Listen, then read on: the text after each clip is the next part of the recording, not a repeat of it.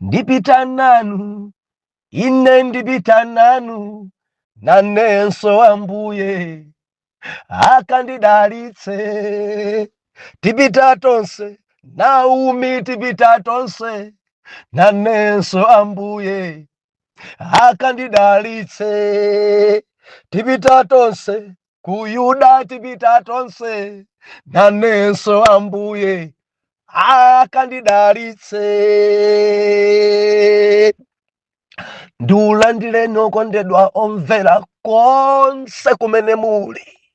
Heneleke ichale mtumiki wanu Believer, lero pa 13 August 2025, utumiki wa mzimayi, sabutopiki kukakamira anthu oyenera. Mwana Mulungu ena kudziko kuno si anthu oti tingakakamire. Mudzisamala ndi anthu amene mukuwalondalonda. Tikuwerenga verse number 14, number 15, ndi verse number 16, chapter 1 cha buku la Rute. Mawu apamwamba. Naomi ndi apongozi ake awiri. Verse number 14. Nakweza iwo mawu awo, naliranso misozi, ndi Oripa adamsomsona mpongozi wake, koma Rute anamkangamira. 15. Pamenepo anati, taona, m'bale wako wabwerera kwa anthu akwawo ndi kwa Mulungu wake. Bwerera, usatsate, untsate m'bale wako. Nati Rute, musandiwumirize kuti ndikusiyeni ndikubwerera osakutsatani, pakuti kumene munkako ndimuka inenso, ndi kumene mumukako ndigona inenso. Anthu akwanu ndiwo anthu akwa inenso, ndi Mulungu wanu ndiye Mulungu wanga. Kukakamira anthu oyenera. Tipemphere. Atate mudzinda lodabwitsa la ulemelero la Ambuye wathu Yesu Khristu, tikukuyamikani chifukwa inu ndi Mulungu wabwino. Tikukuyamikani chifukwa kulibe ofanana nanu. Tikukuyamikani chifukwa inu ndi kalonga wa mtendere. Tikukuyamikani chifukwa Mulungu olungama mumakhala ndi ana anu. Zikomo chifukwa cha kuwerengedwa kwa mawu. Tikukufunani kwambiri Mulungu. Mutiyankhule lero, mutiphunzitse lero, mutichenjeze lero. Dzudzulani Yawe, ndipo tidzamva m'dzina la Yesu. Amen. Believer, dzulo tinali pano and timanena kuti kutsazika. Dziko lino Jehova anthu amachita chozemba. Ndeni mafuna ndikuchenjeze mwana Mulungu kuti chozemba chidakumana nchokwawa. Ambiri chinzimu chozemba, chinzimu chosatsazika chadzadza makukamu, chadzadza makwalalamu. Anthu amangonyamuka kumadabwa. Ndimanena dzulo, mzimayi kudabwa amuna angapita kuti. Amuna angapita kuti patabwera alendo. Sakudziwa kumene kwapita amuna ake. Sadatsazikane. Mudzitsazikana.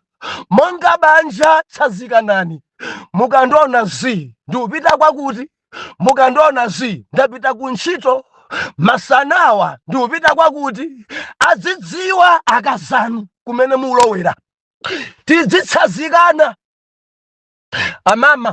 Amama tsazikani kuti darling ndikubwera, ndiupita kukwayala. Darling ndikubwera, ndikupita ku intercession, ndikubwera. muzitsazika mukamapita ma overnight, muzitsazika mukamakwera phiri kwa akazanu. Ena adamvetsa malemba mwa udyo kwambiri, adamvetsa molakwika. Mkazi wako ndi thupi limodzi, ungamakwera phiri kakhala mphiri 5 days, mkazi wako osadziwa foniso azimisa bwanja tanna kuti chimene ukuchita mkono wa manja mkono wa manzere usadziwa, adakusani choncho nda mukwera phiri koma osauza akasanu, mukwera phiri osauza munanu. Ine no munanu ngosapemphera ata ngoledzera ndikamuza sandimvetsetsayi ndangochithawa biliva tamvera mzimayi. Tukamba zoti utumiki wa mayi, mzimayi adzitsazika, mzimayi adzimulonjera mamuna wake, mzimayi asamangoenda mamuna acho osadziwa kumene apita. Kuli msonkhano, khalani pansi ndi amunanu, kangosapemphera pitani mukagwade ndupita nawo ku msonkhano wa pachaka. Kuli msonkhano wa chitsitsimuso ku Lilongwe.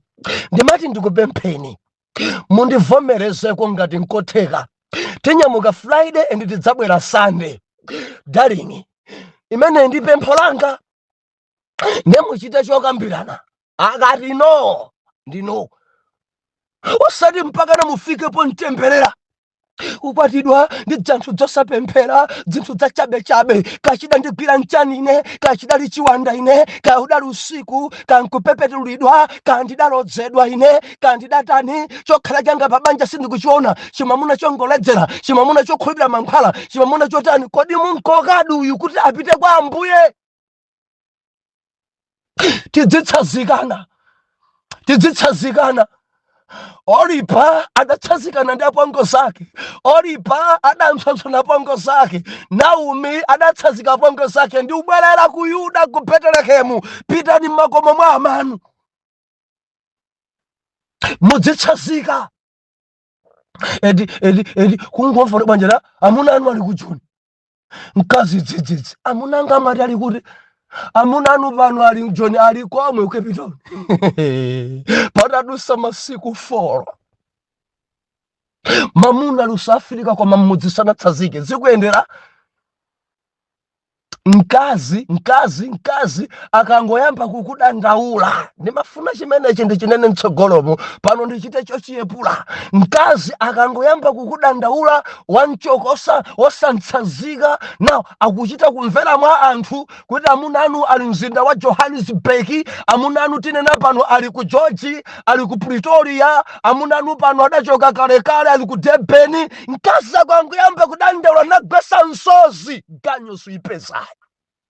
Udzingo thambanga kumangokwanisa kukhulisa mimba yako koma chituko sichiyenda, mpaka na utabwereraso, mpaka na utapepesa kampafoni, mpaka na mkazi wako jana kukhululukira. Koma ngati sakukhululukira zedi ukanda utuwa wachoka osatsazika. Adabusa kumudzi kuli afiti, ndikangotsazika ndikuti zanga siziyenda, ndikuti basa ndonongera tsogolo ndikukamba za akazanu muli ndi ana, atsazikeni mamuna wanu, tsazikeni. Ine ngongomva banji iyi apita kudzasama ukaoda zilinji, mamuna osadziwe,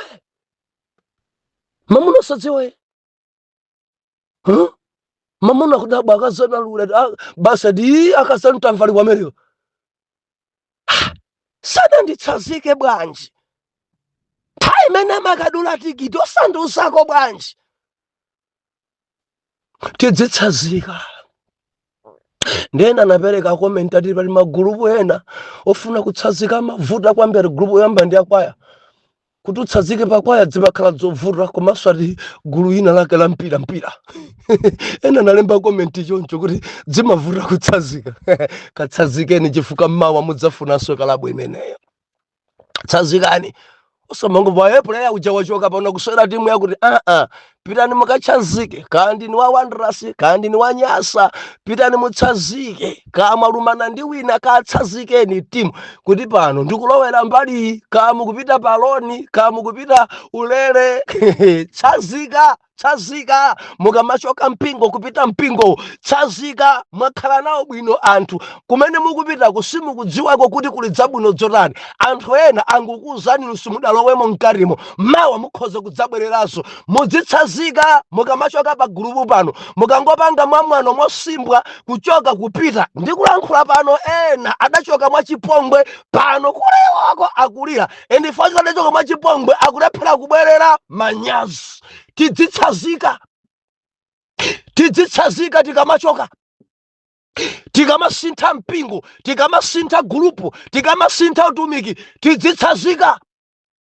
Tsazikani kwa bishop, tsazikani kwa akochiwo, tsazikani kwa akula mpingo, tsazikani amunanu, tsazikani akazana samachita kudabwa, tsazikani kwa bwananu ena mmagwira ntchito maofesi mabungwemu mbomamu, tamatsazikani wapatsogolo panu, atsazikeni ahedimastala anu, atsazikeni apeya anu, inu apeya mudzatsazika demo anu, tsazikani inu apolisi, asilikali, adokodala, manesi, mudzatsazika patsogolo dzidziwa kuti mwapita kuti, koma kumangochoka osatsazika kuchimadzachitika china bilifa tamvera ena adaluza ntchito. Tidzitsazika chikhalidwe cha Chiyuda.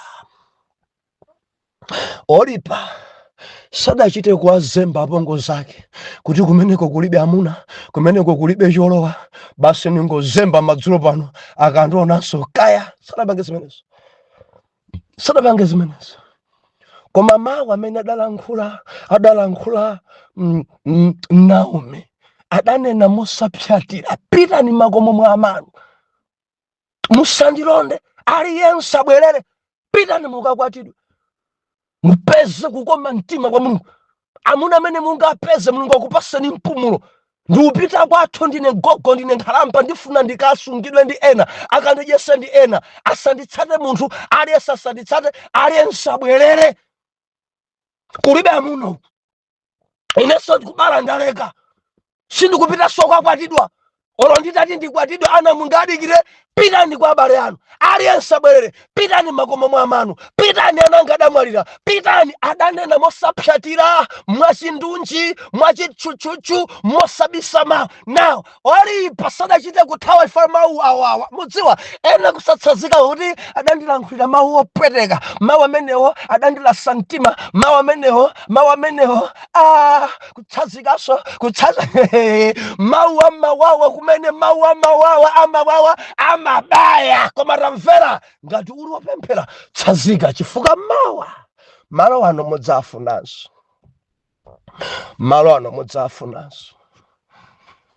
mudzafunanso ena chifukwa chochoka mwachipongwe mosatsazika madzasintha mayina, sinthaso manamba foni, kuchita manyazi kuti nditati ndauze mundipangenso adi namba yomwe ndikuti sandilola ya mangusintha namba foni. Pepani namba yanga naiboloka pa WhatsApp, dzina dzonama, koma ena manamba adabolokedwa. Haleluya, haleluya, haleluya. Tidzitsazika. Lero tikunena kuti kukakamira anthu oyenera, kukakamira anthu odzozedwa, kukakamira anthu amene ali Mulungu. Believer akuti pasefe chidwi apapa tutamuyamba Lute verse number 14, 15 mpaka na 6 tikamapita kupilifa ndi Lute ndi Naomi. Chimene tikuchiona apa akuti Olimba atamsonsona nkubwerera, Lute adakakamira apongozi ake Naomi. Lute sakubwerera ku Mowabu, Lute sakubwereranso kwa mayi ake, Lute akukana kakhala ndi bambo ake ombereka, Lute wakanitsitsa kuti no dzakhalanso Mowabu ine adakakamira muyuda, adakakamira muyuda, nati no sindikhalanso ndi azimayi ya Chimowabu, sindikhalanso ndi amuna a Chimowabu, sindingakhalanso nawo abale a Chimowabu. Ndipita nanu, ndipita nanu, ndaimba nyimbo ine, ndipita nanu nanenso kwanu ndikaoneko, ndipita nanu nanenso abale anu akhala abale anga, ndipita nanu tonse tipita limodzi mpaka na Betelehemu. Naomi anati mzako abwerera, mzako apita kwawo, mzako uyo apitayo andi Hagara, mzako tatsazikana naye. Bwanji ukundiumirira, bwanji ukundilondalondabe, bwanji ukunditsatatsatabe, ufuna kuti ondisamalawo akachite mantha milomo iwiri akadyese anthu awiri malo mosamala ine. Bwerera pita kwa amako, bwerera pita kwa abale ako, bwerera usanditsate, bwerera usanditsate. Lure akuyankha mokakamira, amama musandiumirize kuti ndikuleke, musandikakamize kuti ndibwerere, musandikakamize kuti ndikusiye. Mundimvetsetse, kwanu ndiye kwathunso. Anthu akwanu ndi anthu akwathuso. Lute akunena kuti amene ali abale ako ndi abale anga, usayiwale. Tidapanga ukwati ndi ana ako, ubale sunathe. Ngakhale ana ako amwalira tamvera, dziko lanu likhalanso dziko lathu, abale ako akhalanso abale ako. Wodyesa iwe adzadyesanso ine, wozunza iwe adzazunzanso iwe. Usandiumirise kuti ndikuleke. Amama zolekana zimuyiwale, amama ine sindikubwerera, amama ife tili limodzi. Biliva, Lute wakakamira, Lute sakubwerera, Lute wakakamira, Lute sakuntsata wolipa, Lute wakakamira. Mzimayi adzikakamira anthu odzozedwa, mzimayi woganiza bwino, mzimayi wangwiro amakakamira anthu oyenera. Mzimayi ndikuti mzimayi amene adatembenuka mtima sakakamira zinthu wamba, amakakamira zoyenera. Kukakamira anthu oyenera. Mudziwa chilipo chimene chidamkopa Lute, chilipo chimene adachiona mwa Naomi. Biliva Yuda sachita mofanana ndi Amowabu. Atakhala masiku acho ochepawa, kaidali miyezi, kachidali chaka, atakhala limodzi Lute ndi Naomi. Lute adaona china chake mwa Naomi. Lute adaona umulungu wa Naomi. Lute adaona kupembedza kwa mbumba ya Chiyuda.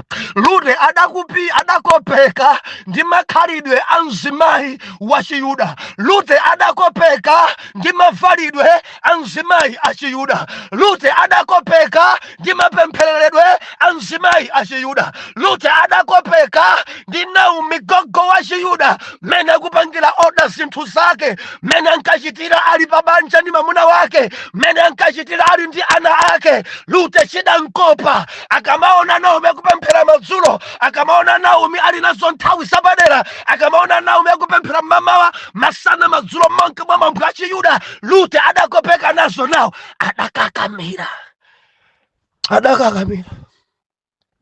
adayesa kumbweza adakana, adayesa kumkalipira adakana, adayesa kumkankha adakana. Adanena mawu, musandiumirize kuti ndikuleke, kwanu kukhalanso kwathu. Musandiumirize kuti tilekane. Ndipita nanu, nanenso ndikaone kwanu, nanenso ndikakhale kwanu, nanenso ndikadyeza ku Yuda, nanenso ndikaone Ayuda. Ngati ukupita ngati wamasiye, nanenso mamuna wanga adamwalira wamasiye. Ngati ukupita kumva kuwawa, nanenso ndikumva kuwawa, mamuna wanga adamwalira. Tonse tipita ku Betelehemu, tonse tipita ku Yuda, tonse tipita. Adakakamira. Biliva, tili ndi phunziro lero, tidzikakamira zoyenera, tikakamire zoyenera. Biliva, ine sinimatsata mphwepwa. Pali makangila chisena kaya mphwepwa. chichewa chomveka bwino usamakakamira anthu ombwambwana. Ndimafuna ndikulimbikitse ngati ukufuna moyo wako uzimumbira chitsogolo, kakamira anthu oyenera. Udziyenda ndi anthu oyenera. Udzichesa ndi anthu oyenera. Udzikakamira anthu oyenera.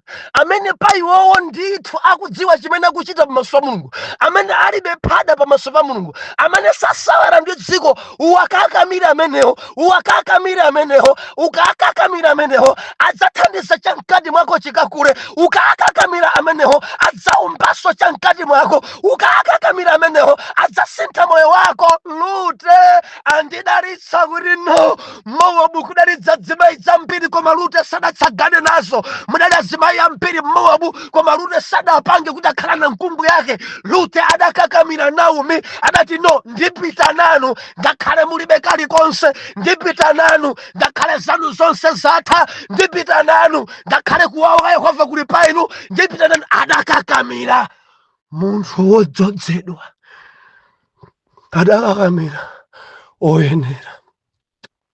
Funso langa nali amene mukuakakamiracha akuumba chatsopano moyo wanu wauzimu. Amene mukuakakamiracha akukuthandizani kukankhira kutsogolo pa ubale wanu ndi Mulungu. Bilivari panthu ena kuakakamira amakuphera nthawi zapemphero. Ena kuakakamira amakuphera nthawi zako zosala kudya. Ndi ukamba ndi wina mudakakamira wina kale munkasala kudya kusala kudya kwalekeka mudzafa. Amene mwankakamira akuphacha mkati mwanu. Akuphacha mkati mwanu. Munkapemphera kale kudzuka usiku pakati pa usiku 12 o'clock 1 o'clock baba pena magrupu kumadzusana dzuka yona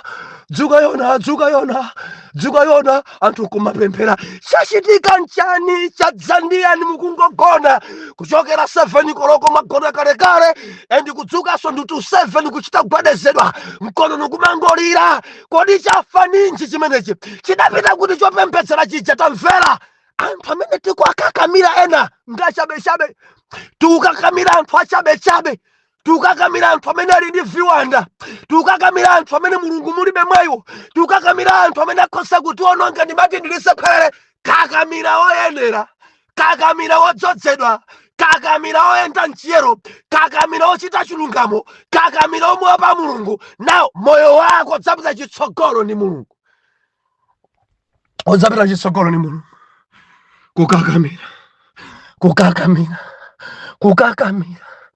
Kukakamira wina kundivomereza abusa chauzimu changa chatha. Anthu amene akuyenda nawo, anzache amene akuyenda nawo, anthu amene adakakamira. Ena mudakakamira anthu adakuwuzani kuti mudzatumikira zibwenzi zawo. Ena mudakakamira anthu adakuwuzani kuti mudzipita kapereka ndalama kwa sing'angawo. Ena mudakakamira anthu kukulimbikitsani kuti muchite zachinyengo.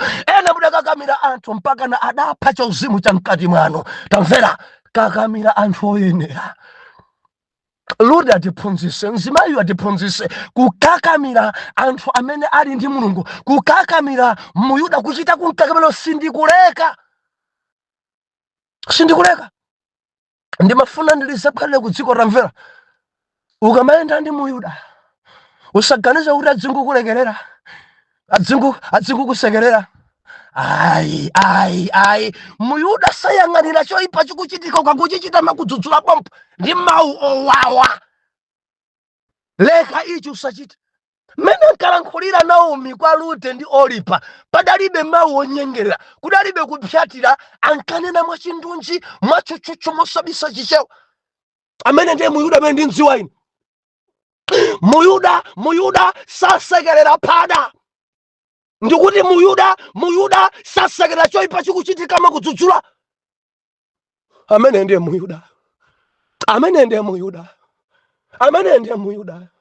Ndilisekolere musamadane ndi anthu amene akukudzudzulani. Musamadane ndi anthu amene akukulangizani. Musamadane ndi anthu amene akukuwuzani njira yoyenera. musamapye mtima kupyera anthu mtima, anthu amene akukuthandizani kuti moyo wanu upite chitsogolo. Musamapye mtima, musamapye mtima. Muyuda salola pada kutumikira Mulungu kumachitanso za masomo amwamwa. Muyuda salola pada enda malangiza kuntumikira Mulungu kunyoza munako. Muyuda salola kuntumikira Mulungu masuku zembera munako. Muyuda samalola enda kanena sanyengerera. Haleluya. Inayo ndi madziwa kuti pali anthu ena ndidali nawo pa ubale waukulu kwambiri, ndipo adandisiya. Pali zifukwa zingapo.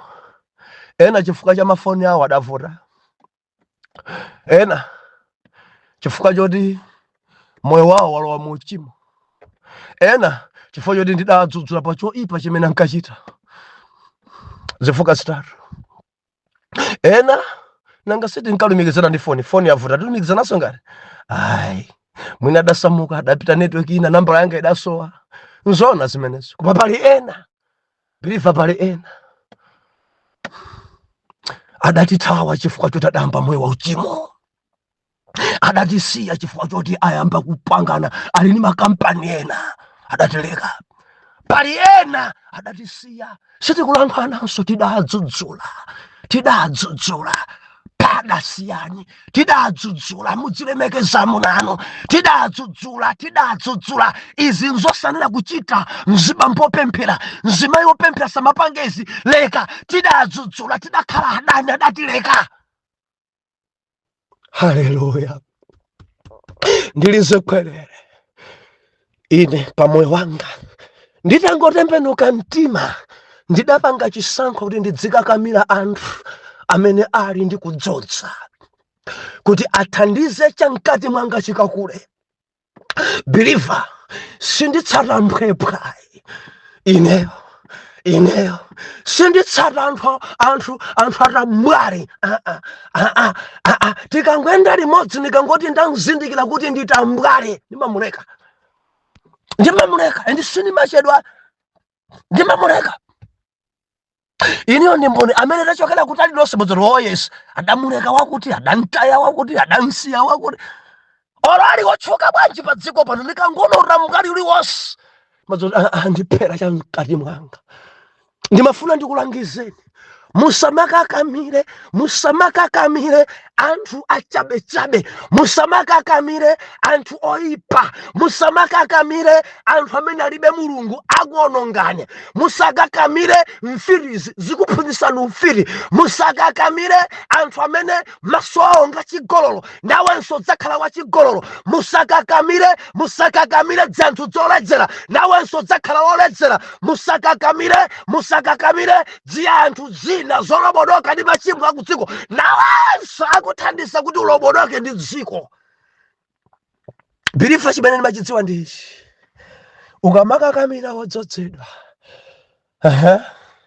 na ukhala sani kapena dora pa munthu amene Mulungu akuchita naye, umatenga zimene zili mwa iyezo. Mulungu amakudalitsa nanga si mwinaye pafupi, ende umatumikiranso ngati iyeyo. Bilifa sanditsutsa chimene chifukwa ndinanduza anthu angapo anduza. Ena anduza kama mumatumikira to ngati aspreza, ena anduza mumatumikira to ngati achimwasa, ena mumatumikira to ngati anjanja. Anthu akhala kunena zimenezi. Haleluya. Anthu amene ukwayandikira amene Bilifa mundimvaka zimene zili mkati mwawo Jehova makukondera kuti akupase.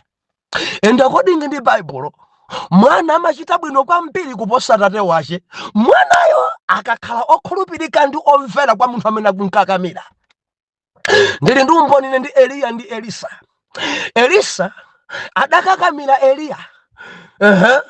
Adamulonda kwina kulikonse. Tipita tonse ku Bethlehem, tipita tonse ku Yeriko. Not the Bethlehem, kudali Yeriko, Betheli, indi mpaka na ku Yorodani. Adakakamira. Endi mukawerenga Bible yanu zozizwa zimene adachita Eliya ndi zozizwa zimene adachita Elisa. Elisa adachita zamphamvu kwambiri kupambana Eliyayo, ndikuti mwana amachita koposa tate wake ngati tatayo udamkakamira. Ndimafuna ndikuchenjezani dziko langa inu amene muli ndi ma spiritual advisor, spiritual father, takakamirani atate anu, mudzitsagana nawo atate anu, mudzikhala nawo pa chiphunzitso cha atate anu, murenga katundu amene Mulungu adayikiza mwa atate wanu, ndipo kusamuka kwa atate wanu mudzatsala ndi chimene chili mwa atate anu. Endi anthu adzanena kuti Eliya mzimu wake uli pa Elisa. Chimenechi chidadziwika ku dziko anthu adanena wakhala aneneri. Mmene zikuchitikira mu ndiye kuti mzimu wa Eliya watera pa Elisa. Zimatheka kwa ana ukakamira, zimatheka kwa ana ako kamira. Chili modzika chenjezo langa nali ukakamiranso adzitumiki amene ngafikolola amatumikira Mulungu koma amagonananso ndi akazena, ndiye kuti iwe chigololo chako chimakhala chachikulu kwambiri kuposa amene ukuntumikirayo. Mwina soda ndimvere biliva ukakakamira anthu oyipa, anthu amene alibe Mulungu, kandi mahule, kandi afiri, kandi akatangale, ukamakakamira mahule otumikira Mulungu koma amagonananso mazembe ndi akazawo, iwenso umadzayamba kuyamwa zimenezo. Ndiye kuti iwe umadzazembera akazako kwambiri kuposa tate wako amene ukuntumikira. Ngati wakakamira mfiti, iwe umadzakhala mfiti genuine, mfiti khokhokho kuposa amene adakuphunzitsa mfitiyo. Tili modzika ngati ukakamira anthu onama, iwe umadzanama mopsa zotengera degree mpaka anthu kudzanena kuti uyuyu akunama inde, madala jajankana mainde koma kamwana kandeka kunama mopya. Mundimvaka anthu adzanena mukakakamira anthu amene akuyenda ndi dziko adzachita kunena mzimayi uyuyu zimene akuchita aposa zimene mayi ache ankachita, chifukwa anthu amamutenga amene ngati mayi ako. Eni anu muli ndi azimayi mudakakamira, mudapanga ubale, mudadzipanga connect ndi anthu amene mwayi wamapembedza mafano, sachita mantha kugonana ndi amuna eni. Ndilizekwerere mtsogolo muno umposa amene wankakamira. Ngati wankakamirayo ankagonana ndi amuna awiri pa tsiku lodzabwana 7 per day. Endi zimene zidzachitika chifukwa mwana amachita kuposa tate wake, mwana amachita kuposa bambo wake, mwana amachita zozizwa zambiri, mwana amachita uchimo wambiri kuposa tate wake. Taonera ife pa Elisa adachita zazikulu kuposa Eliya. Taonera ife pa Ruthi adapambana kutsuka kuposa Naomi. Mwana amachita kuposa mayi ake. Ruthi anari sindikusiyani amama. Ndili ndi funso lero, ndi anthu ati amene mwakakamira mukuthandizika nawo, anthu amene mwakakamira akuumba chamkati mwanu, anthu amene mwakakamira akukuthandizani kupemphera, anthu amene mwakakamira akukuthandizani kusunga chero, anthu amene mwakakamira akukulitsa moyo wanu wauzimu, anthu amene mwakakamira, anthu amenewo akuthandizanji pa moyo wanu. Ndikudziwa muli ndi spiritual advisor, spiritual father. Funso yanga mukuthandizikako kwa atate wanu. Zimandikhudza ti mwana kutumikira babashi, mwana munjira za uchimo, mwana kunama tate wachenso chonama. Ndibwereze musakakamire mphepha zileke vilekeni, mukangumwana unatowa nditambwale mulekeni. Ndibwereze mwamphamvu musakakamire anthu amene amatumikira ndikuchita uchimo. Chisiyeni zedi inu ndi amene mudzatchuke kwambiri ndi uchimo kuposa amene mukunkakamira. Alekeni, atayeni. Mundimva mwana Mulungu, kakamirani, kakamirani anthu amene ali oyenera, kakamirani wodzozedwa ayawe, kakamirani, muchite kukakamira. Adati tipita tonse, adati titsagana, adati tipita tonse, mukhoza pita nawo mpemphero, mukhoza pita nawo pachuma, mukhoza pita nawo kwa pempherera, mukhoza pita nawo posala kudya, mukhoza pita nawo pomala nkhulati limodzi dati kumafunira zabwino, mukhoza pita nawo powathandiza zosowa za ulendo, mukhoza pita nawo powagulira galimoto kalalikireni, mukhoza pita. Kakamira kakamira akutidalitsa ife Lute olipa pamene akutsanzika kubwerera. Lute sadanitsanze olipa koma Lute adakakamira adapita bechitsogolo adapita bechitsogolo adapita bechitsogolo. Nthawi sili mbali yathu mundilondole mmawa. Atate m'dzina la Yesu mutipatse mzimu okakamira anthu odzozedwa, mutipatse mzimu, mutitsegule maso tikakamira anthu amene ali mchawu Mulungu mkati mwawo, tikakamira anthu amene akhoza kuwumba kutithandiza kuti moyo wathu upite chitsogolo. Mwana wanu uyu mthandizeni, alumikizana ndi anthu amene akumphera chamkati mwace. Mthandizeni apeze tate wabwino uyu, muthandize apeze tate wabwino, apeze Naomi wabwino, apeze Eliya wabwino. Thandizeni mwana wanu uyu apeze Naomi wabwino, apeze Eliya wabwino, kuti aumbe athandize chamkati mwace. Mulungu muchite zimene zipolemekeza dzina lanu mwa Yesu Khristu oyera mtima tiyankhe kuti amen and amen.